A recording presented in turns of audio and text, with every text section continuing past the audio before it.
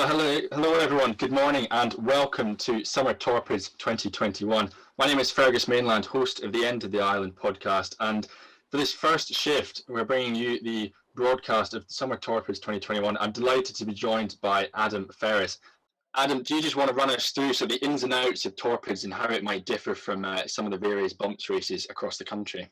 Well, first of all, let me explain that we have a row of 10 boats that are chasing each other, chasing the boat ahead of them, and the idea is to bump or catch up with the boat in front of you before the boat behind you catches up with you.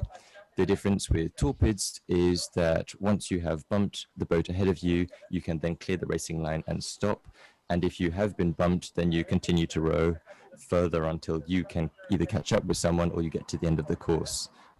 Lovely day, and so I line up with my two opponents on either side of me, and the race starts and they zoom off. I'm a cox, I'm not the strongest person on the river. Anyway, so they zoom off, so then it's just me worrying about my rowing. And so just running through men's division 6, we have got Wolfson leading off. Wolfson's third 8, Magdalen College's second 8 ahead of St Bennet Hall's first 8, St Hugh's second 8 in fourth, Kitty Hall in fifth, followed by Hartford, their second 8, Lincoln's third 8, Pembroke's third 8, and Corpus Christi's second 8. Just 9 boats racing in this men's division 6, so it should be some fantastic racing to look forward to, because we've had some, as I said, some excellent racing so far, and I'm sure that will only continue as we head through the divisions and the 8s get faster and faster. It does. And if I can actually bounce back on something you said a few moments ago, although there are 9 boats in each division as they are set out in the start sequence for everyone to see, there are actually 10 boats that will be racing in each division. So what happens is that the top boat of the previous division of the same gender races at the bottom of the next division. So, for example, we just saw Queen's College, Queen's M2 row past us on screen, and so they were top of Division 7, and as a consequence will be racing at the bottom of Division 6, if that makes sense.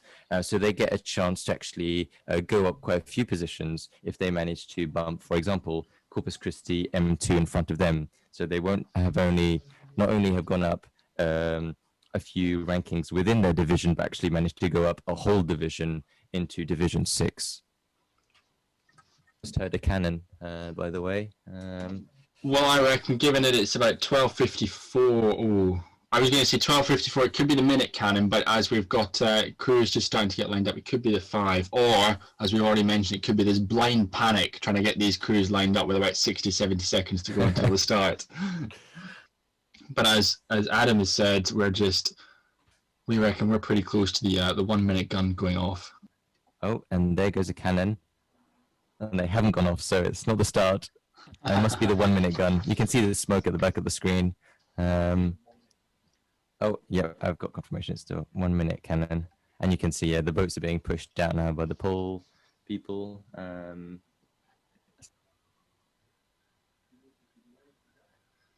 So again, the coach will be doing a countdown from that 1 minute gun. They'll be counting down or checking their watch, telling the cocks the key checkpoints of 30 seconds.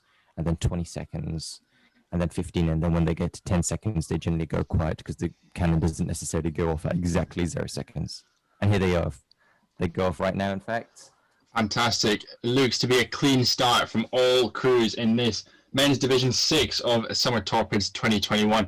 An action-packed start across the board, and it looks to be a blinding start, I should say, from that third crew, that is St Bennet's. Look to be closing in. They're going for the jump them on the start approach on Magdalen strategy. Magdalen ahead of them. Yes, they're pulling away from St Hugh's, going behind them, and it looks to be trouble already for Magdalen's second 8, Adam. It does. Might have panicked and just stopped and then realised they needed to clear the line.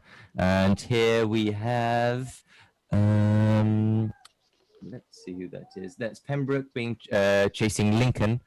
So Pembroke is the boat furthest away with us with the white spoons. They've stopped rowing, so they must have bumped Lincoln 3 ahead of them.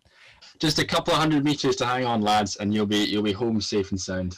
It looked like their seat had actually come out, because even when the rower started rowing again, they weren't moving their legs. So I think the issue was the seat came off completely from the rails or got jammed in the rails. So that's going to be a difficult last little row. And more racing coming as the afternoon goes on. Yeah, so as I was saying earlier, it looks like Magdalen M2 ended up being at the top of that men's division 6. So that means they'll be rowing again in the men's division 5 at 2:10. Yeah, we see there's quite a few boats that are following the finish line, the finish launch. So I think there's quite a bit of bumping that's happened. So once we get a chart up, we'll have a look at that. But from the screen, that looks like St. Bennett's at the back. That's bumped. In front of them, that's White Blades. Blue stripe on the edge. Not too sure who they are.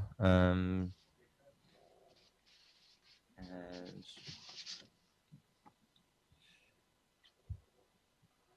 well, we'll see in a second when we get a chart up to keep you updated on all the movements within that division. But that was a very exciting division with lots of bumping happening.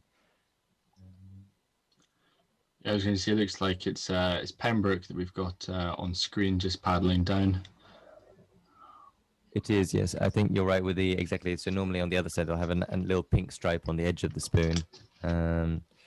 And it would also make sense why some of the rowers have their pink uniforms at the back end. The Exeter unisuit of Stroke C kind of threw me there. But you see, I was going to say, clearly kit in the wash today.